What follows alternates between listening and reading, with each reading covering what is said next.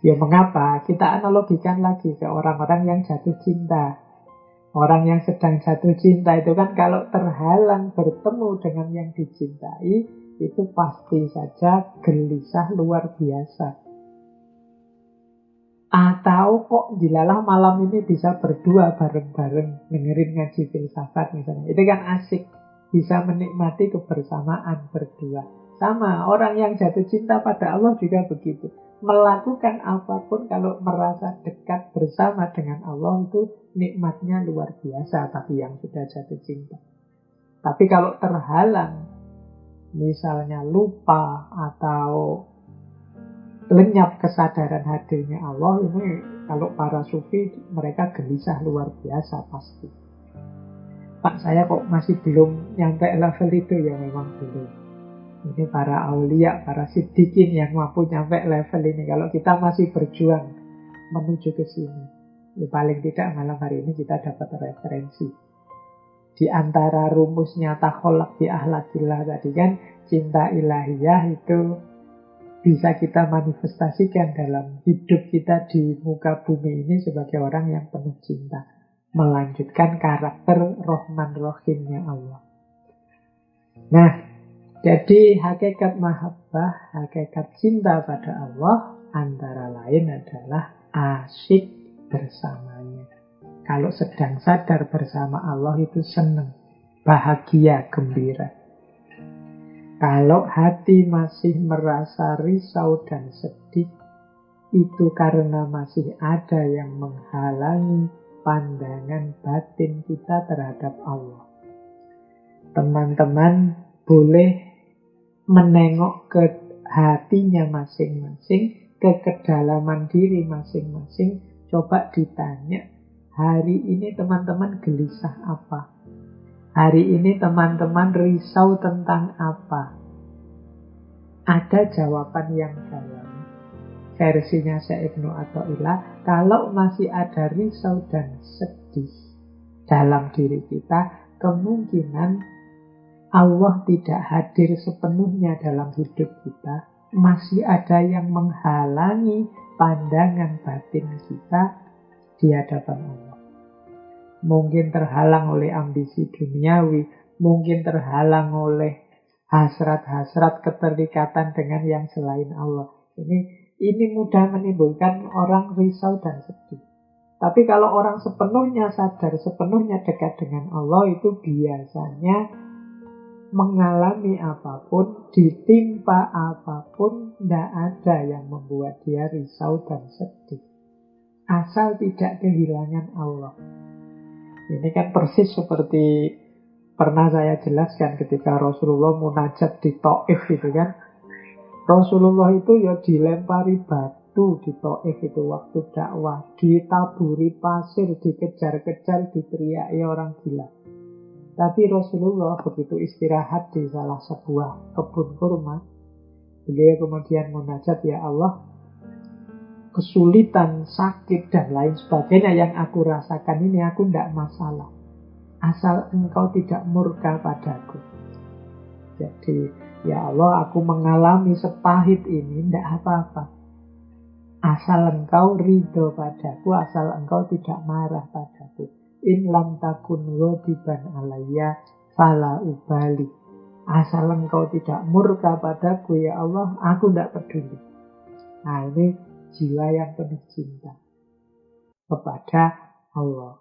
Jadi coba teman-teman ditengok ya kegalauan, keresahan hati. Ini yang ada dalam diri kita ini sebabnya apa sih? Kalau hal-hal yang duniawi, ya menurut saya tidak harus digalaukan atau disedihkan sedalam itu. Kita selesaikan ya, kita cari solusi ya, tapi tanpa harus mengeluh, risau, sedih. Asal kita tidak kehilangan Allah. Jadi ujian kok nilainya jelek, ya saya belajar lagi biar nanti nilainya tinggi. Tidak harus terlalu sedih, terlalu risau. Asal Allah tetap ridho. Ya nilai saya jelek, tapi kan saya jujur Pak. Saya takut kalau nyontek nanti dimurkai Allah. Ini kan tidak kehilangan Allah namanya. Tidak apa-apa. Asal engkau ridho padaku ya Allah, ujian apapun aku terima.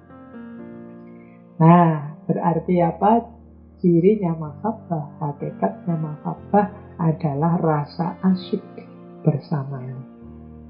Nikmat kalau dekat Allah terus itu. Dan ini saya bilang rasa. Kalau rasa itu kan tidak bisa dimanipulasi. Pura-pura seneng tidak bisa. Seneng ya seneng, kita sendiri yang tahu. Teman-teman silahkan metani, silahkan ngecek dirinya sendiri-sendiri. Sudah nyampe di level itu apa belum.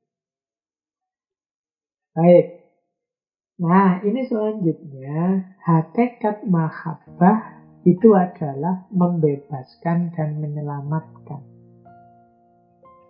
Jadi, tidak ada yang bisa mengusir ajakan syahwat dari hati kecuali rasa takut kepada Allah yang menggetarkan dan rasa rindu kepada Allah yang menggelisahkan. Jadi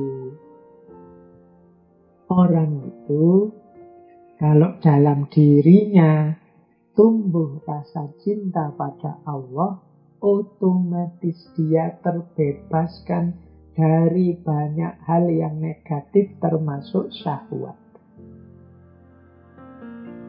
Jadi hawa nafsu, ambisi yang negatif, itu pasti kita bebas dari sana. Kenapa? Kita jatuh cinta pada Allah itu kan otomatis fokus kita untuk tidak membuat Allah kecewa, mencari ridhonya Allah saja. Dan itu ya otomatis yang baik-baik, yang mulia-mulia yang kita lakukan. Tidak perlu berat-berat berjuang, hati kita sudah tergeser pada Allah saja. Ajakan syahwat dan lain-lain mudah menaklukkannya. Jadi sebagaimana kita kan mudah memenangkan yang kita cintai dibandingkan godaan yang macam-macam. Jadi hakikat mahabbah yang selanjutnya adalah membebaskan dan menyelamatkan. Yo kalau kita menang dari ajakan syahwat, menang dari dorongan keburukan, tentu saja kita selamat, kita bebas. Jadi menarik ya teman-teman, kalau dalam dunia tasawuf itu makna kebebasan itu beda dengan yang kita pahami selama ini. Kalau kita kan sering menerjemahkan kebebasan itu kita bebas melakukan apa saja yang kita inginkan. Tapi dalam dunia tasawuf, kebebasan itu adalah kita bebas dari belenggu hawa nafsu, kita bebas dari dorongan-dorongan untuk melakukan keburukan, kita bebas dari keterikatan-keterikatan selain Allah. Makanya kebebasan itu kalau dalam dunia tasawuf itu makom yang tinggi. Kalau teman-teman belajar Ibnu Arabi misalnya, di situ dijelasin ada makom namanya makom hurriyah. Hurriyah itu makom kebebasan. Ini makom yang tinggi. Kenapa? Kalau orang sudah nyampe makom hurriyah, dia ini bebas dari kejajahan hawa nafsunya. Dia bebas dari keterikatan-keterikatan di luar dirinya selain Allah. Kalau kita kan masih banyak terikat macam-macam hal. Tapi orang yang cinta pada Allah otomatis dia bebas. Dan pasti juga selamat, wong dia memang masuk ke ranah yang dekat dengan Allah. Baik, jadi mahabbah ternyata membebaskan kita dan menyelamatkan. Nah ini teman-teman yang muda-muda kan senang dengan wacana-wacana kebebasan itu. Ternyata dalam dunia tasawuf itu kebebasan itu ditawarkan lewat jalur cinta, mahabbah. Padahal selama ini kan kita ngertinya kalau orang jatuh cinta itu jadi budaknya yang dia cintai atau mencintai. Ternyata cinta itu membebaskan, membuat orang terbebaskan dari egonya, dari hawa nafsunya. Baik, kita lanjutkan lagi biar dapat banyak malam hari ini. Nah, ada lagi hakikat mahabbah, yaitu hanya Allah yang tahu. Jadi saya bilang tadi ya, orang lain itu hanya bisa melihat gejala luar dari diri kita. Niatnya apa, motifnya apa, tujuan orientasinya kemana, itu hanya kita yang tahu. Dan Allah saja, termasuk mahabbah. Apakah ke masjid itu tanda-tanda seseorang sudah cinta pada Allah? Ke masjid terus-menerus misalnya. Bisa iya, bisa tidak. Hanya Dia yang tahu dan Allah apa yang ada dalam hatinya. Ada kan ke masjid itu ya otomatis saja, mekanis saja, karena dorongan kewajiban. Ada yang ke masjid itu mungkin karena tanggung jawab ini, tanggung jawab itu. Ada yang memang cinta pada Allah. Jadi hanya Allah yang tahu kalau urusan batin. Maka teman-teman diminimalkan untuk menjudge, menghakimi batinnya orang lain. Karena kita tidak tahu. Jadi mungkin ada orang bikin sajen, bikin tumpeng, tapi niatnya apa? Apakah menduakan Allah ataukah hanya dalam rangka biar wisatawan banyak yang datang dan secara ekonomi nanti menguntungkan, ataukah itu dalam rangka ya melestarikan saja budaya tanpa niat apapun, ataukah itu ada macam-macam niatnya. Kita tidak bisa judgement yang ada dalam hati. Ya kita bisa menyebut gejalanya. Pak, itu ada orang dipukuli loh Pak. Nah itu kalian juga kan harus lihat motifnya, konteksnya, situasinya. Jadi tidak bisa kita judge sampai ke isi-isinya. Hanya orang itu yang tahu sesuai konteksnya masing-masing. Wong kadang-kadang orang pacaran itu ya pakai pukul-pukulan, pakai cubit-cubitan. Itu kan kita tidak bisa, pokoknya tak lapor ke polisi ini kekerasan, kan tidak begitu. Wong itu ada motif dan niat yang berbeda.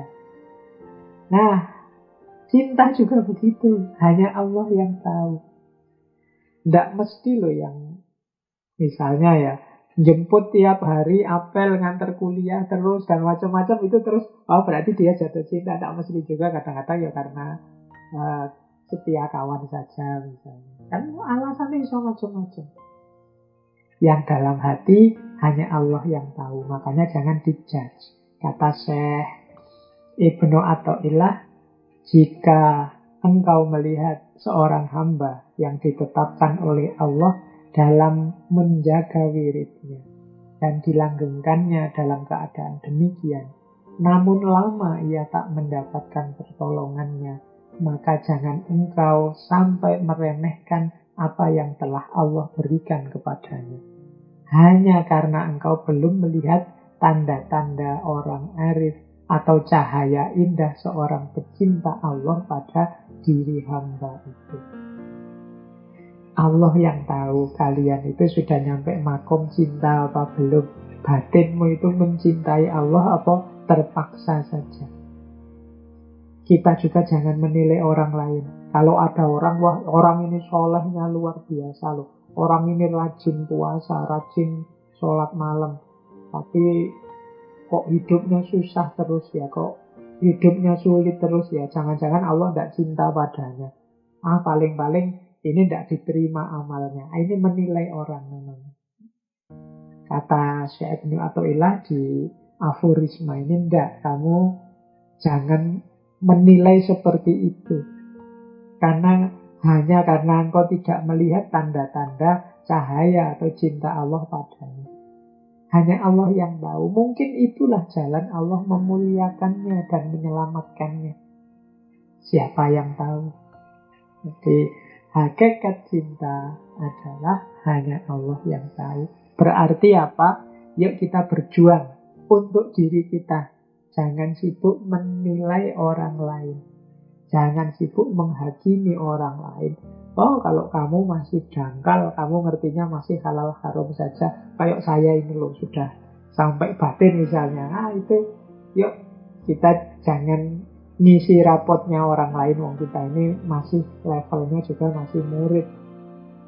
Jadi mari kita perbaiki diri kita. Khususnya menuju makom mahabbah tadi. Nah, sekarang ke babak selanjutnya. Kalau tadi hakikat-hakikatnya, kita review sebentar ya. Hakikatnya cinta itu hanya Allah yang tahu. Cinta itu membebaskan, menyelamatkan. Cinta itu hakikatnya adalah kegembiraan, kebahagiaan bersama dia yang kita cintai. Cinta itu hadirnya kekasih dimanapun saja. Cinta itu kerinduan untuk selalu bersama. Cinta itu keikhlasan hanya untuk yang dicintai saja. Dan cinta itu anugerah darinya. Inilah hakikat-hakikat cinta yang penting kita ingat-ingat. Apakah makomku sudah cinta atau belum, Pak? Ya coba dicek tanda-tanda ini ada atau tidak. Oke, sekarang kita lanjutkan ke babak selanjutnya tentang menempuh jalan cinta. Kalau tadi hakikatnya, sekarang apa yang harus kita lakukan? Bagaimana cara kita menjadi hamba yang dicintai dan mencintai Allah?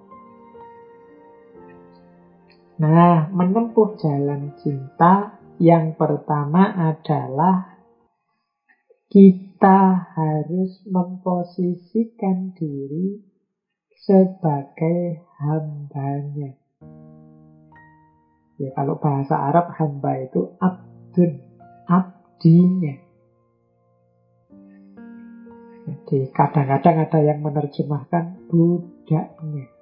Mungkin meskipun diksinya agak kasar ya, tapi maksudnya sama. Jadi kata Syekh Ibnu Athaillah, tidaklah engkau mencintai sesuatu melainkan engkau akan menjadi hambanya. Dan Allah tidak suka apabila engkau menjadi hamba selainnya. Jadi cirinya orang jatuh cinta itu dia menjadi hamba dari yang dicintai. Makanya Allah tidak suka kalau engkau mencintai selain dia. Mengapa? Karena itu berarti kau menjadi hamba selain dia. Jadi cinta itu ya Allah saja satu-satunya. Ini kemudian kadang kan orang tanya, lupa. Lah kalau saya cinta orang tua, saya cinta anak, itu apa ya? Terus menghalangi cintaku pada Allah? Ya enggak. Tapi tetap meskipun kau mencintai orang tuamu atau mencintai anakmu atau mencintai siapapun, jadikan cintamu pada sesama itu bekal untukmu mencintai Allah. Jadi mari bersama-sama kita saling mencintai. Untuk apa? Untuk mencintai Allah, untuk memperoleh ridhonya Allah. Jadi tidaklah engkau mencintai sesuatu melainkan engkau menjadi hambanya. Dan Allah tidak suka apabila engkau menjadi hamba selainnya. Jangan jadi hamba uang, jangan jadi hamba harta, jangan jadi hamba jabatan, jangan jadi hamba apapun yang sifatnya duniawi, jadilah hambanya Allah saja. Untuk bisa total menghamba Allah saja, cintailah Allah. Kenapa ya? Rumusnya tadi, orang yang jatuh cinta itu segalanya untuk yang dicintai. Jadi ini rumus pertama. Marilah kita posisikan diri kita ini sebagai hambanya yang patuh apapun yang diinginkan oleh yang kita cintai. Terus, nah, yang kedua, bagaimana Pak cara saya menempuh jalan menuju mahabbah, menuju cintanya Allah? Yaitu tazkiyatun nafs. Jadi membersihkan hati, membersihkan jiwa. Kata Syekh Ibnu Athaillah, bagaimana hati dapat bersinar sementara gambar-gambar duniawi tetap terlukis dalam cermin hati itu, atau bagaimana hati dapat berangkat menuju Allah sementara ia masih terbelenggu oleh syahwatnya, atau bagaimana mungkin seseorang akan antusias menghadap hadirat Allah apabila hatinya belum suci dari junub kelalaiannya. Lalai itu kalau dalam dunia tasawuf oleh para sufi itu disebut junub, hadas besar. Lalai itu kan lupa pada Allah, tidak sadar adanya Allah. Atau bagaimana mungkin seorang hamba bisa memahami kedalaman berbagai rahasia sementara ia belum bertobat dari kesalahannya. Jadi nafas kita, jiwa kita, hati kita, seperti di Syekh Abdul Qadir Jailani minggu lalu dijelaskan adalah wadahnya rasa cinta itu. Adalah tempat di mana cinta pada Allah bersemayam. Tapi bagaimana Allah bisa hadir dalam jiwa kita kalau jiwa kita kotor? Kalau jiwa kita penuh dengan hal-hal duniawi, bagaimana kita bisa bergerak menuju Allah kalau kita masih terikat, terbelenggu oleh syahwat-syahwat kita, keinginan-keinginan duniawi kita? Bagaimana kita semangat untuk menuju Allah, wong kita ini banyak lalai, keliru terus, meleset terus. Bagaimana kita bisa mencapai makrifat kalau kita sendiri tahu kita ini salah, belum total menomorsatukan Allah, tapi tidak tobat-tobat. Teman-teman ini kan kayak saya, dosanya oke, sering melakukan salah-salah, keliru-keliru, yakin dan sadar. Tapi disuruh tobat yang beneran itu ragu-ragu. Istighfar sih kita itu, tapi kalau ditanya total bener nggak ngulang itu kita masih maju mundur. Nah ini menunjukkan kita tidak terlalu serius. Lawang tidak serius itu kok ingin makrifat, kok ingin mencapai mahabbah, kok ingin jiwanya jernih. Tidak bisa kayak di Syekh Abdul Qadir Jailani kemarin lah. Kalau wadahnya kotor, cerminnya kotor, sebagus apapun gambar tidak terlihat. Kalau ada bejana kok kotor, meskipun diisi air jernih, air jernihnya jadi air keruh. Nah, jadi strategi menempuh cinta yang kedua adalah tazkiyatun nafas. Ini masih berhubungan dengan tazkiyatun nafas ya. Kata Allah, kadang-kadang cahaya-cahaya mendatangimu, namun mereka menemukan hatimu masih dipenuhi dengan hal-hal yang bersifat duniawi. Maka cahaya-cahaya itu kembali ke tempat semula. Oleh karena itu, kosongkan hatimu dari segala sesuatu selain Allah. Maka Allah akan memenuhinya dengan pengetahuan dan rahasia. Jadi Allah itu sangat penyayang pada kita. Tidak selalu Allah nunggu ibadah kita yang serius baru Allah melimpahkan cahaya. Tidak selalu Allah nunggu prestasi-prestasi religius spiritual kita baru Allah menganugerahkan makrifat. Tidak selalu begitu. Kadang-kadang Allah itu menganugerahkan cahaya. Mungkin pada orang yang dia selama ini banyak dosa, tiba-tiba dilimpahi oleh Allah cahaya. Kita juga mungkin masih banyak dosa, mungkin saja dilimpahi oleh Allah cahaya. Makanya yuk kita bersihkan terus jiwa kita. Siapa tahu tiba-tiba kita dilimpahi Allah cahaya. Banyak orang yang mungkin dilimpahi oleh Allah cahaya, Tapi dia tidak tahu karena hatinya masih penuh dan sibuk dengan hal-hal duniawi yang selain Allah. Ya kalau kamu sibuknya di situ, ya hadirnya cahaya ilahiyah itu ya tidak ada gunanya. Cahayanya balik lagi, wong kamu cuekin. Kamu sibuk dengan hal lain yang bukan Allah. Akhirnya kata Syekh Ibnu Athaillah, ya cahaya itu kembali ke tempat semula. Oleh karena itu, ya tazkiyatun nafas, kosongkan hati dari segala sesuatu selain Allah. Yuk, kita lanjut.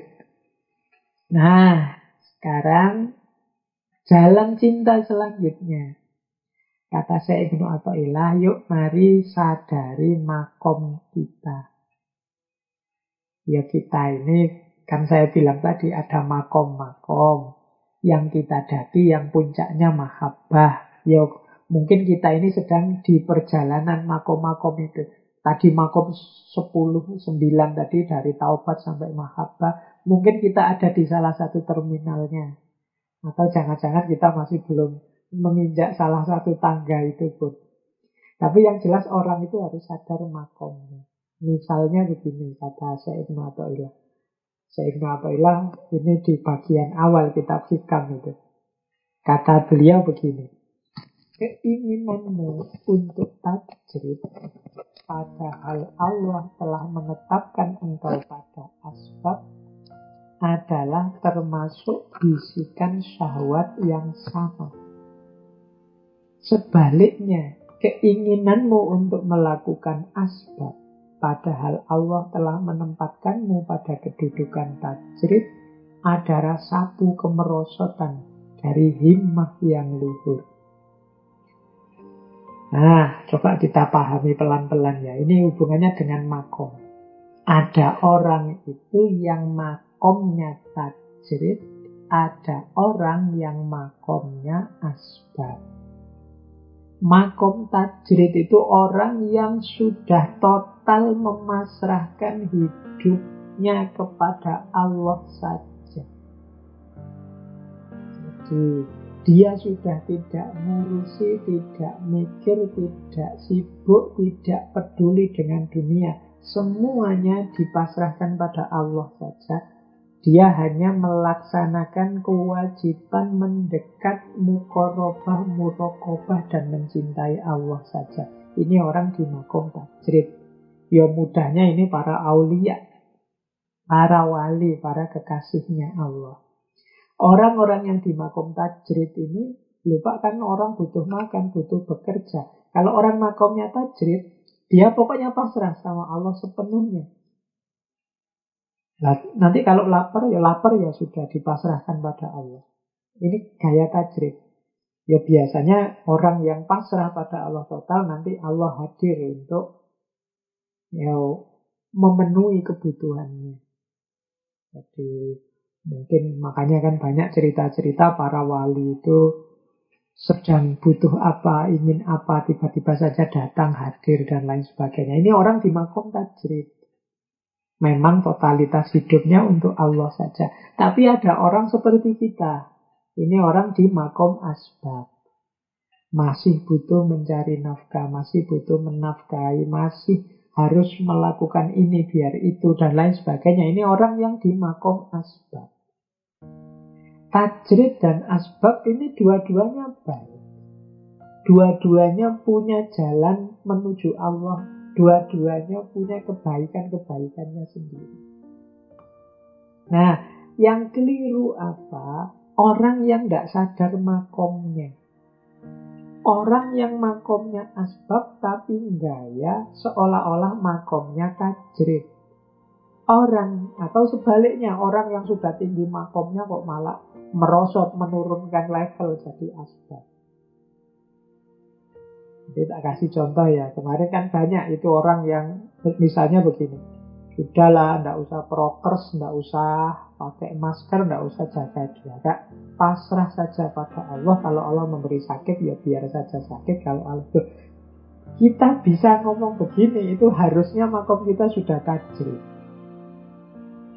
Jadi yang Ya memang totalitas hidup kita sepenuhnya kita serahkan pada Allah dan memang kita tidak mikir dunia lagi sudah. Tapi apa kita memang sudah nyampe makom itu? Kalau belum nyampe ya sebenarnya kita ini masih asbab. Kalau lapar ya cari makan, kalau haus cari minum, kalau ngantuk ya tidur. Kita masih ada di makom asbab. Jadi orang di makom asbab itu ya bekerja, mencari rizki, nanti kemudian mentasarufkan rizki dan lain sebagainya. Kita masih di makom asbab. Nah, tidak kok sejak awal sudah bilang, sudahlah pasrahkan saja pada Allah. Nanti kan kalau saya ditakdir dapat kerjaan, ya dapat kerjaan. Bahwa saya terserah saja semuanya pada Allah. Tidak begitu. Kita ini orang di makom asbab masih ada. Jadi masih belum pantas ngomong seperti orang yang makomnya tajrid, seperti para wali. Jadi kita masih terkena hukum sebab akibat. Jadi orang yang masih di makom asbab kok gayanya kayak orang di makom tajrid, itu namanya syahwat. Sebaliknya orang yang sudah tajrid kok kemudian menyibukkan diri dengan dunia seperti orang di makom asbab, itu namanya merosot. Jadi yuk teman-teman disadari makomnya ya, meskipun saya tahu sebagian besar yang ikut ngaji ini kan makomnya asbab. Saya tidak tahu kalau ada 1-2 yang sudah wali, aku ya nggak ngerti. Dia secara umum mungkin asbab ya. Jadi diikhtiari, ditawakali seperti makom-makom yang dijelaskan tadi.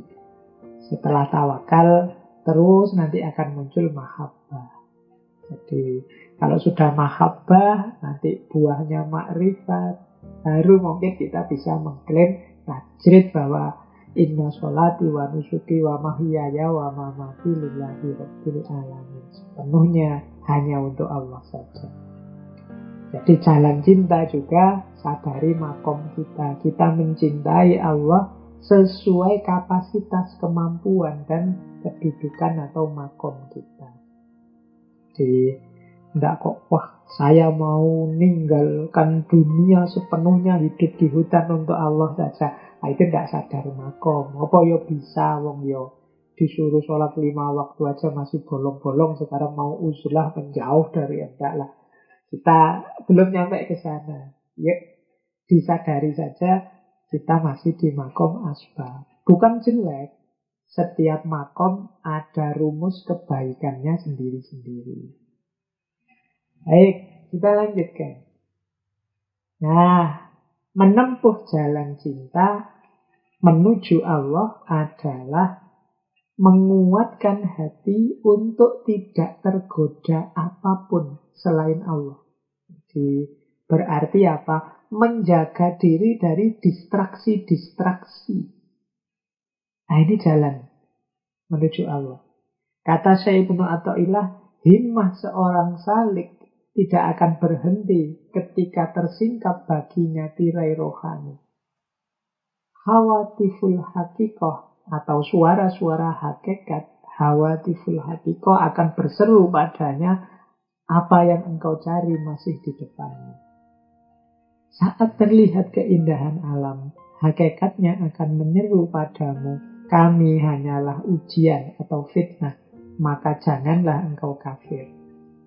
Jadi maksudnya begini, orang di makom tajrid tadi mungkin dia mendapatkan nikmat terbukanya hijab, sehingga menyaksikan hal-hal yang luar biasa atau mendapat karomah-karomah dari Allah. Loh, banyak orang terdistraksi ketika dapat keistimewaan-keistimewaan dari Allah ini. Tapi dengan himmah yang kuat, seorang salik yang sudah tajrid itu harusnya tidak tergoda. Orang yang mendapatkan karomah dari Allah misalnya, saat itu juga dia akan mendengar suara-suara kebenaran, suara-suara hakikat, yaitu apa? Apa yang engkau cari masih ada di depanmu. Jadi apa yang engkau cari masih ada di depanmu itu belum. Karomah-karomah, keistimewaan-keistimewaan yang kamu peroleh itu bukan tujuanmu. Tujuanmu itu Allah. Jangan sampai tertipu oleh ini semua. Jadi kan ini berat. Kadang-kadang orang itu ketika diberi Allah keistimewaan itu justru lupa bahwa tujuannya bukan itu. Tujuannya ya Allah. Maka teman-teman juga begitu. Kalau sedang dapat nikmat besar, tolong jangan terdistraksi. Ingat-ingatlah apa yang engkau cari masih di depanmu. Bukan itu. Kok tiba-tiba dapat rezeki besar? Bukan itu yang finalnya. Kok tiba-tiba teman-teman mendapat anugerah apa? Bukan itu finalnya. Apa yang engkau cari masih di depanmu, yaitu Allah. Demikian juga hal-hal duniawi, keindahan alam dan lain sebagainya. Dengarkanlah semuanya menyeru. Ini sebenarnya ayat. Innama nahnu fitnatun fala takfir. Kami ini hanyalah fala takfur. Kami ini hanyalah batu ujian atau fitnah. Maka janganlah kufur. Jadi kufur itu membelakangi Allah, menutupi kebenaran. Tidak. Jadi kalau ketemu indahnya dunia apapun itu, ingat-ingatlah itu fitnah. Innama nahnu fitnatun. Jangan sampai menggiring kita berpaling dari Allah, fala takfur. Jadi jalan cinta itu jalan istiqomah. Pokoknya menuju Allah, demi Allah, dan untuk Allah saja. Jadi ingatlah apa yang engkau cari masih di depanmu. Ingatlah ketemu apapun, mereka semua bersuara meskipun kita tidak mendengar. Kami hanyalah fitnah, ujian bagimu. Maka janganlah engkau kafir. Nah, ini rumus-rumus untuk semakin dekat dengan Allah. Nah, penting juga kita mencari sahabat, teman, relasi yang mendukung jalan kita. Makanya para sufi itu selalu menganjurkan mencari guru, mencari teman, murid sama-sama bareng-bareng, nanti yang dari situ lahir torikot. Jadi apa? Mudah kalau bareng-bareng. Kalau kita sedang puasa, kalau bareng-bareng kan enak. Tapi kalau puasa sendirian kan berat. Di rumah bertiga, berempat, berlima, saya puasa sendirian. Itu kan berat. Tapi kalau di rumah berlima puasa semua kan enak. Makanya dalam dunia tasawuf itu kan ada namanya torikot, persaudaraan spiritual. Kenapa? Karena bareng-bareng. Makanya fungsi teman penting. Janganlah engkau bersahabat dengan orang yang keadaannya tidak membangkitkan semangatmu dan pembicaraannya tidak membimbing ke jalan Allah. Jadi, kalau Pak, teman saya kayak gitu semua ya Pak, semua isinya pokoknya dunia kabeh, nggak ada yang mendekat pada Allah, dikurangi, dibatasi. Kuatirnya tadi menurunkan makom kita, menurunkan level kita. Boleh jadi engkau berbuat buruk, tetapi tampak olehmu sebagai kebaikan lantaran engkau bersahabat dengan orang yang tingkah lakunya lebih buruk darimu. Jadi kalau kalian misalnya mudahnya perampok besar melihat copet kecil, itu kan bagimu kalau ada copet itu Allah biasa, itu apa, itu masih lumayan lah daripada saya. Itu kan yang besar. Nah, kalau kamu punya sahabat yang tingkah lakunya lebih buruk, sangat jauh darimu, kadang-kadang keburukanmu itu oleh dia disebut sebagai kebaikan. Dan ini bisa menghalangimu, menciptakan hijab, menciptakan jarak darimu di hadapan Allah. Jadi kan kadang-kadang ada teman itu kan yang ala cuma nyontek sedikit aja ndak apa-apa, ala bohong kecil aja, saya kalau bohong urusan gede-gede, kamu gitu aja kok gelisah. Itu kan membuat kita kemudian merasa nyaman dalam keburukan. Nah, ini pengaruhnya teman. Maka hati-hati dengan teman, dengan sahabat. Jadi cari sahabat yang mendukung perjalanan kita. Pak nanti aja loh Pak, kalau sudah tua-tua sedikit kalau ada ya monggo saja kalau prinsipnya begitu, tapi diingat-ingat umur dan usia tidak ada yang tahu. Jadi kalau bisa teman-teman, kalau sadar kebenaran, kebaikan, dan kita mampu mewujudkannya, melakukannya, ayo kita mulai sekarang. Ya tentu saja step by step, setahap demi setahap. Jadi ini rumus selanjutnya menurut Syekh Ibnu Athaillah untuk menuju Allah. Nah, tahap selanjutnya dalam menemukan jalan cinta adalah tidak belok, tidak balik, baik ketemu kelapangan atau ketemu kesempitan. Allah melapangkan keadaanmu agar engkau tidak selalu dalam kesempitan. Dan Allah menyempitkan keadaanmu agar engkau tidak selalu dalam kelapangan. Dan Dia melepaskanmu dari keduanya agar engkau tidak bergantung pada sesuatu selainnya. Jadi aforisma ini, kalimat ini dari Syekh Ibnu Athaillah mengajarkan kita bahwa jangan terpengaruh oleh kelapangan atau kesempitan. Jangan terpengaruh oleh situasi menang atau kalah. Memang sengaja dipergilirkan oleh Allah. Biar apa? Biar kita tidak bergantung pada sesuatu selain Dia. Jadi ini pelajaran dari Syekh Ibnu Athaillah ya Pak. Hidup ini loh kok kadang seneng, kadang susah. Apa ndak bisa sih Allah itu bikin seneng terus atau yang jahat itu bikin saja susah terus? Ndak. Itu hikmahnya antara lain apa? Agar kita tidak bergantung pada sesuatu selain Dia. Kalau ada sesuatu kok membuat enak terus, seneng terus, itu kan menjebak kita. Akhirnya kita tergantung pada hal itu. Tapi kalau kadang enak sesuatu itu, kadang juga tidak enak, itu kan membuat kita tidak terlalu terikat. Enggak, kadang-kadang tidak enak juga, kadang-kadang kalah juga misalnya. Nah itu kita lebih mudah untuk tidak tergantung.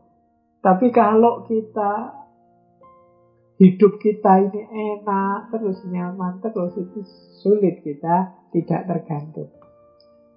Jadi mesti enak atau mesti tidak enak itu biasanya menyulitkan. Hidup ini gonta-ganti. Asal kita jangan terjebak di situ. Senang alhamdulillah, tidak senang juga kembalikan semua pada Allah. Wong semua ketetapannya. Dan bergilir pasti. Tidak ada kok senang itu terus, tidak ada. Sedih terus juga tidak ada. Hidup ini longgar, sempit, biasa saja. Itu memang ketetapannya Allah agar kita tidak tergantung. Biar satu-satunya ketergantungan kita yang pasti hanya Allah saja. Nah, terus kalau ini sudah banyak penjelasannya ya sejak minggu yang lalu, yaitu menomorsatukannya. Jadi Allah harus selalu nomor satu. Jangan sampai dinomorduakan dalam hal apapun. Siapa yang mengenal al-haq, maka ia akan menyaksikannya pada segala sesuatu. Dan siapa yang fana dengan Allah, maka ia akan hilang dari segala sesuatu. Dan siapa yang mencintai Allah, maka dia akan mengutamakannya dari segala sesuatu. Jadi, kalau kita mencintai Allah, segala sesuatu untuk Allah saja yang kita utamakan, kita nomor satukan. Dalam hidup kita ini ada macam-macam masalah, macam-macam problem, tabrakan berbagai kebutuhan, kepentingan. Rumusnya jangan lupa Allah tetap harus dinomorsatukan, diutamakan. Selanjutnya beliau menyatakan begini, keinginanmu akan tetapnya sesuatu selain Allah menunjukkan bahwa engkau belum menemukannya. Dan kegelisahanmu terhadap hilangnya sesuatu selainnya adalah bukti kalau engkau belum sampai kepadanya. Jadi, ini ketika kita tidak menomorsatukan Allah, kita lupa hadirnya Allah, itu biasanya kita ini menginginkan sesuatu terus-menerus. Takut kehilangan, gelisah kalau berpisah dari yang selain Allah. Itu menunjukkan kita belum sampai padanya. Kita belum menemukan Allah. Kita masih terikat oleh banyak hal. Mungkin oleh kekayaan, Pak, kalau saya punya uang banyak, Pak, mesti aku bahagia, senang, santai, nyaman, dan lain sebagainya. Itu keinginan terhadap sesuatu yang selain Allah. Ini menunjukkan bahwa kok kita menggantungkan kebahagiaan kita pada harta, ya berarti kita memang belum ketemu dengan Allah. Atau kita takut, Pak, jangan sampai ini saya punyanya harta ya cuma ini, jangan sampai hilang. Kalau hilang kiamat saya ini. Itu menunjukkan kita memang belum sampai padanya. Jadi ayo kita latihan ya, tidak terlalu takut kalau kehilangan sesuatu dan tidak menganggap bahwa kunci kebahagiaan itu ini, itu selain Allah. Teori itu kan banyak, teman-teman belajar berbagai filosofi. Kalau ingin bahagia ini, ingin bahagia itu, enggak lah. Kalau bagi para sufi ya, iya sudah. Jalan untuk bahagia ya Allah satu-satunya. Karena selain Allah fana sifatnya. Fana itu dia tidak selamanya, tidak bisa jadi tempat gantungan. Karena keberadaan yang selain Allah semuanya tergantung. Tergantung Allah. Jadi ya kita ayo gondelan, ayo pegangan pada Allah saja. Baik, saya lanjutkan. Nah, masih ada waktu sekitar 15 menit. Kita coba belajar sebentar tentang bagaimana kita berhubungan dengan Allah. Jadi ini semacam bergaul sehari-hari dengan Allah. Cara menyikapinya seperti apa? Nah, ini saya ambil dari beberapa aspek yang ada dalam kitab Hikam. Ini saya potong-potong. Baik. Yang pertama, belajar berhubungan dengannya. Alam ini, kata Syekh Ibnu Athaillah, lahirnya adalah tipuan, batiniahnya adalah pelajaran. Nafsu memandang pada tipuan lahiriahnya, sementara kolbu memandang kepada pelajaran yang tersimpan di dalamnya. Nah, ini bergaul berhubungan dengan Allah berarti apa? Jangan fokus pada lahiriahnya saja. Mari masuk lebih dalam. Kenapa? Yang hakiki ada di dalam, pelajaran yang sejati ada di dalam, di aspek batiniahnya.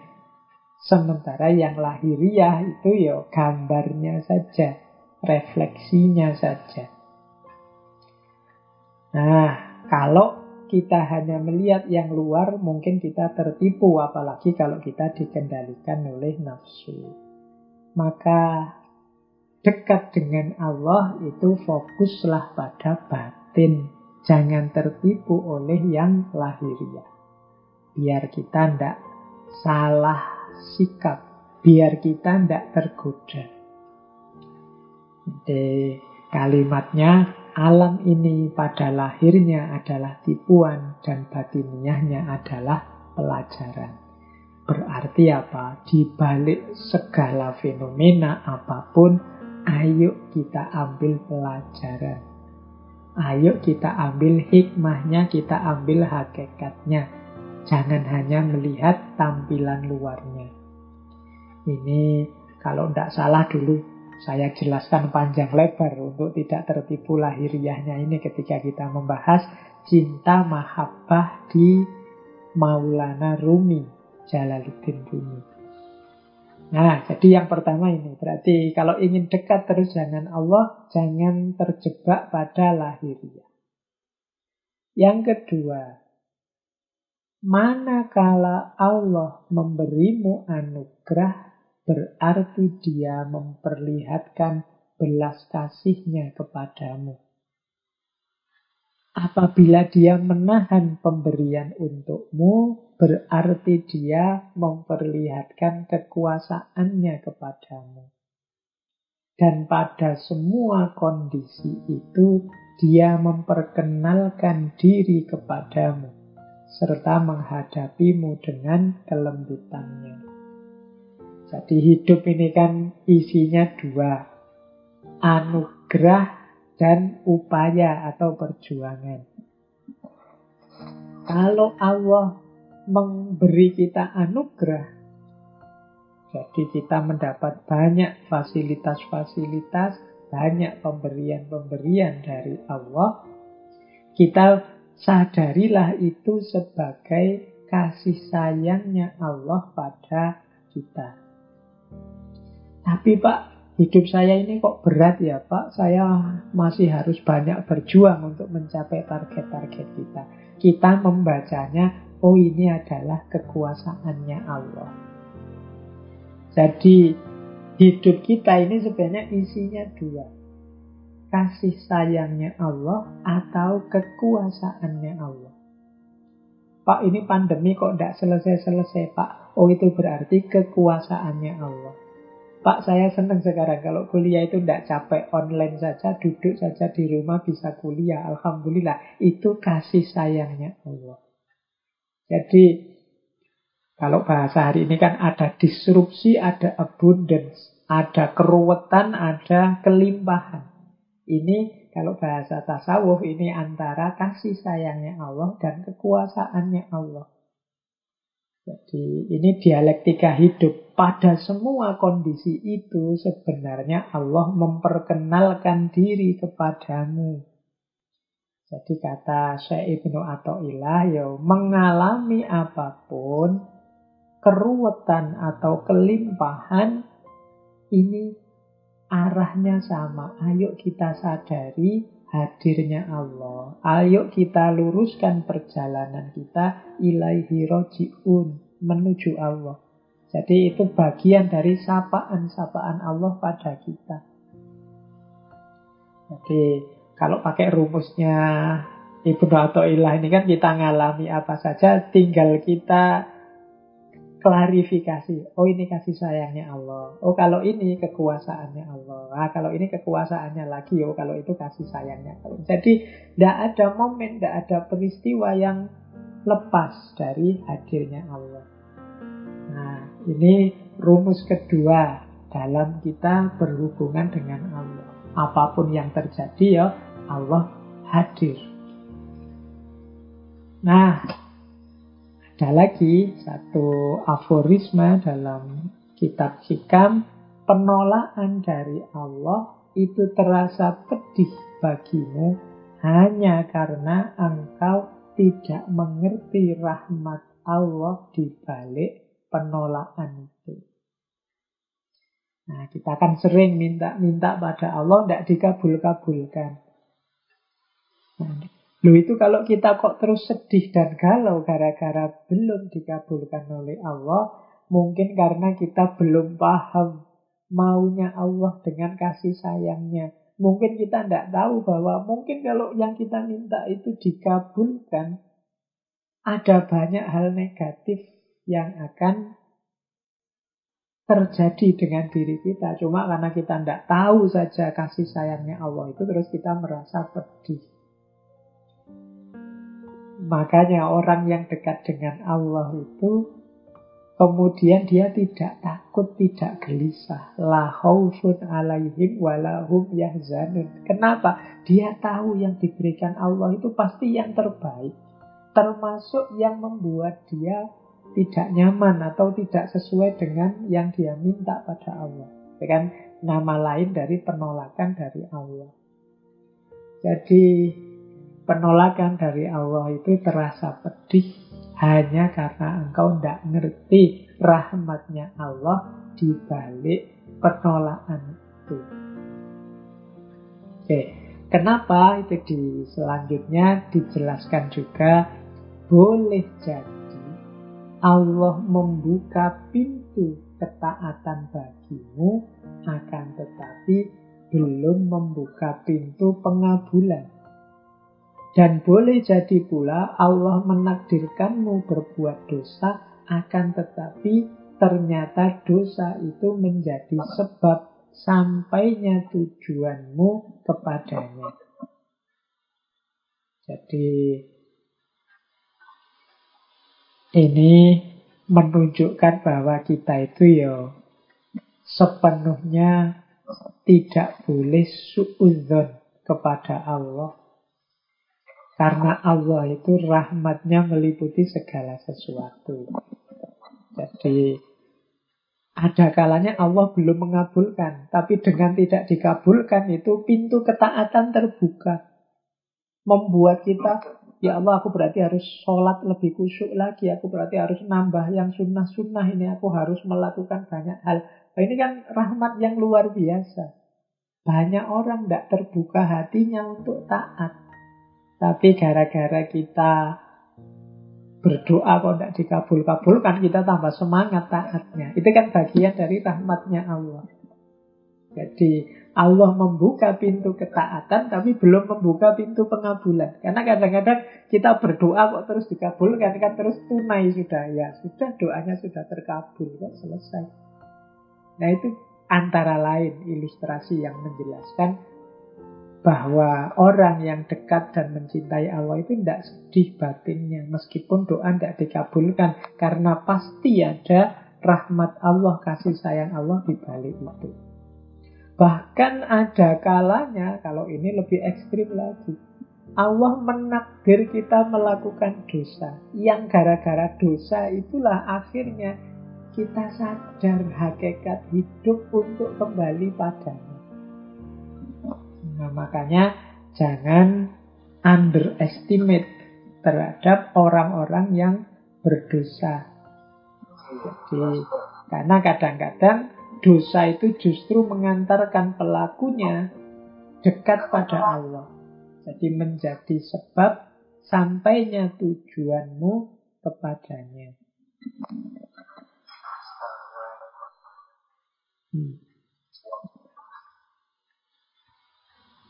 Oke, baik. Saya lanjutkan.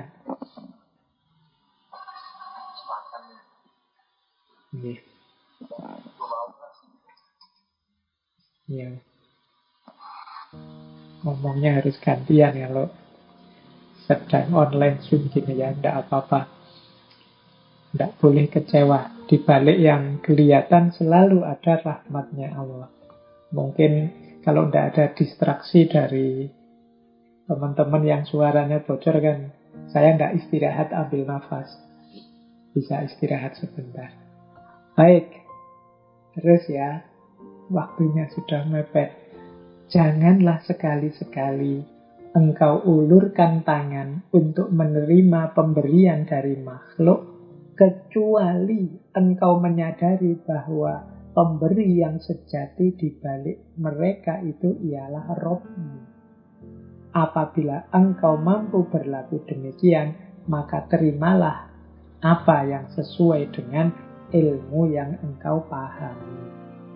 Jadi, kan sering orang berceramah mengajarkan pada kita jangan minta pada makhluk, jangan mencari bantuan pada makhluk. Tapi jangan lupa pemberian Allah itu ya kadang-kadang melalui makhluk untuk sampai pada kita. Jadi bukan berarti kita sama sekali jangan menerima kalau dibantu orang atau diberi orang, tapi bantuan pemberian orang itu harus kita baca sebagai pemberian bantuan dari Allah melalui mereka. Pemberi yang sejati hakikatnya adalah Allah. Jadi kalau ada orang baik kepada kita, pertama-tama kita syukur dan terima kasihnya pada Allah. Allah lah yang membuka hatinya sehingga mau menolong, mau membantu kita. Jadi ini rumus saat kita berhubungan dengan Allah. Bukan berarti kita berhenti berhubungan dengan orang lain, enggak. Ya tetap berhubungan dengan orang lain, tapi kita membacanya diawali dari mereka ini adalah makhluknya yang menggerakkan hati mereka untuk bersama kita juga Allah. Jadi pemberian-pemberian dari makhluk selain Allah ya bukan berarti semuanya kita tolak. Karena orang itu kan saling membutuhkan, manusia itu butuh kerjasama, ta'awun, gotong royong, dan lain sebagainya. Tapi pemberian dan bantuan itu harus kita baca pertama-tama sebagai pemberian dan bantuan dari Allah melalui mereka. Nah, terus rumus selanjutnya saat kita berhubungan dengan Allah adalah kemaksiatan yang menimbulkan rasa hina dan rasa menyesal itu jauh lebih baik daripada ketaatan yang menimbulkan rasa bangga dan sombong. Maksiat kok terus menyesal, itu kan alamat dia tobat dan tambah dekat dengan Allah. Melakukan kebaikan kok terus bangga dan sombong, itu alamat dia akan menjauh dari Allah. Karena sombong itu kan semacam syirik kecil, syirik khafi. Jadi kita lupa bahwa kebaikan kita yang kita lakukan itu sepenuhnya anugerah dari Allah, yang kalau Allah tidak berkenan bisa dicabut sewaktu-waktu sehingga kita tidak lagi mampu dan mau melakukan kebaikan itu. Jadi kata Syekh Ibnu Athaillah, kemaksiatan yang menimbulkan rasa hina dan rasa penyesalan jauh lebih baik dari ketaatan yang menimbulkan rasa bangga dan sombong. Maka teman-teman yang sudah merasa orang baik, tolong jangan bangga dan jangan sombong. Semuanya perkenan dan petunjuk serta izin dari Allah. Teman-teman yang merasa banyak dosanya, ya jangan putus asa. Asal teman-teman sadar yang dilakukan itu salah, menyesal, dan siap memperbaiki diri. Nah, ini rumus-rumus saat kita berhubungan dengannya. Baik, terakhir. Karena sudah jam 10 ini, meskipun tadi terpotong sebentar. Sebagaimana Allah tidak menyukai amal yang tidak sepenuhnya baginya, Allah juga tidak menyukai hati yang tidak sepenuhnya untuknya. Amal yang tidak sepenuhnya baginya tidak dia terima, dan hati yang tidak sepenuhnya baginya tidak dipedulikan olehnya. Jadi teman-teman, marilah dengan mempertimbangkan aforisma dari Syekh Ibnu Athaillah ini, mari kita berikan sepenuh daya, sepenuh hati, apapun yang terbaik yang bisa kita berikan pada Allah. Kalau pakai bahasa hari ini mungkin, mari kita berikan the best version dari diri kita kepada Allah. Jangan ditahan-tahan. Capek ndak apa-apa, lelah ndak apa-apa. Mungkin ada resiko-resiko lain yang tidak fatal, ndak apa-apa. Pak, saya pingin sih Pak sholat malam agak lama. Tapi nanti kalau paginya ngantuk ndak apa-apa, ndak apa-apa. Ngantuknya sedikit, nanti lama-lama terbiasa kok. Yang penting diawali tidur dulu. Nah, itu kan kita berikan sepenuh sekuat kita. Pak, saya sebenarnya kalau puasa Senin Kemis misalnya ya mampu loh Pak. Saya ndak ada aktivitas-aktivitas berat. Tapi saya khawatirnya nanti kurus Pak. Nanti sudahlah. Kalau mampu ayo diberikan sepenuh kuasa kita. Kalau bahasa hari ini ya the best version dari diri kita.